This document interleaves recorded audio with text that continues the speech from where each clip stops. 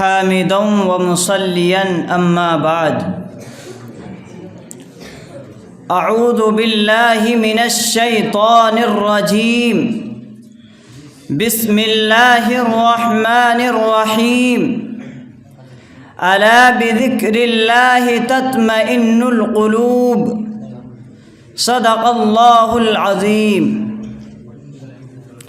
حضرات حکم مستحکم اور معزز سامعین کرام،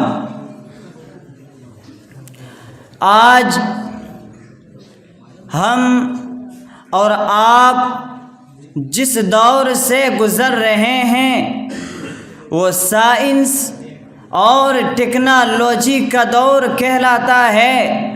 آج قدم قدم پر سائنسی ایجادات سے مادیت کے نئے نئے انکشافات کا چرچا ہے۔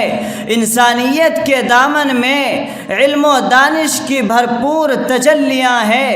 اس نے عقل انسانی کے گرہوں کو کھول دیا، جس کا نتیجہ ہے کہ آج انسان ہواؤں کے دوش پر اڑ رہا ہے، فضاؤں میں اسٹیشن بنا رہا ہے۔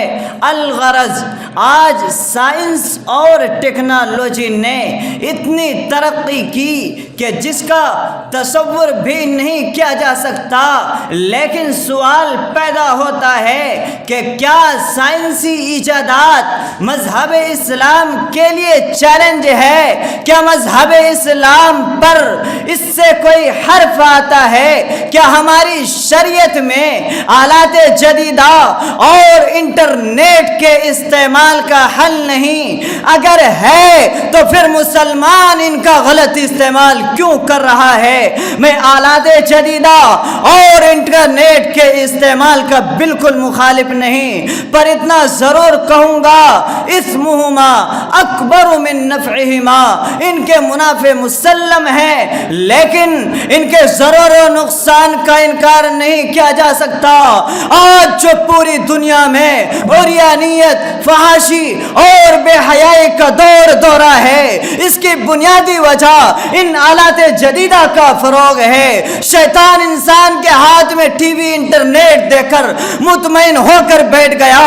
تجربہ اور تحقیق سے بآسانی اندازہ لگایا جا سکتا ہے کہ آج 70% سے زائد فحاشیاں محض اس بنیاد پر وقوع پذیر ہو رہی ہیں کہ آج باقاعدہ ٹی وی پر، انٹرنیٹ کے ذریعے موبائلوں پر بے حیائی اور بے پردگی کی تعلیم دی جاتی ہے۔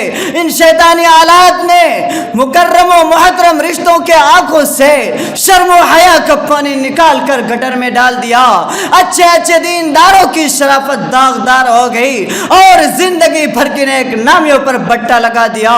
مسلم معاشرے کا آپ جائزہ لیجئے تو آپ کو معلوم ہوگا کہ وہ معصوم بچے جن کو قرآن سننے سے وجد آتا تھا، جن کی زبان پر کلمہ توحید کی صدائیں ہوتی تھیں، جن کو مسجدوں میں راحت ملتی تھی، آج ان کو میوزک سے وجد آتا ہے، گانوں میں مزہ آتا ہے، رقص و سرور کی محفلوں میں سکون ملتا ہے۔ افسوس صد افسوس، وہ والدین بھی کتنے بے غیرت ہیں جو اپنے بچوں کی ایسی حرکتوں کو دیکھ کر ان کو داد تحسین پیش کرتے ہیں اور بچوں کی انہی خوشی میں اپنی خوشی بتلاتے ہیں، یعنی اپنی آخرت، بچوں کی آخرت اور مستقبل دونوں کو تباہ و برباد کر دیتے ہیں۔ اور جب بچے بڑے ہو کر نافرمانیاں کر کے ناک میں دم کرتے ہیں تو والدین شکوہ شکایت کرتے ہیں کہ ہماری اولاد نافرمان ہو گئی، ہماری اولاد ہمارے حقوق کو ادا نہیں کرتی۔ ارے وہ اولاد جو اپنے رب کی نافرمانی کرتی ہو وہ تمہارے فرما بردار کیسے ہو سکتی ہے؟ میرے بھائی، یہ سب یہودیوں کی سازش ہے، ان سے اجتناب کرو، ان سے پرہیز کرو۔ روایت میں آتا ہے کہ نبی کریم صلی اللہ علیہ وسلم نے ارشاد فرمایا، میری امت بنی اسرائیل کے قدم بقدم چلے گی۔ اگر بنی اسرائیل میں کوئی شخص اپنی ماں کے ساتھ اعلانیہ زنا کیا ہوگا تو میری امت میں بھی ایسے افراد پیدا ہوں گے جو اپنی ماں کے ساتھ اعلانیہ زنا کیا کریں گے۔ شاید وہ دور آ چکا ہے۔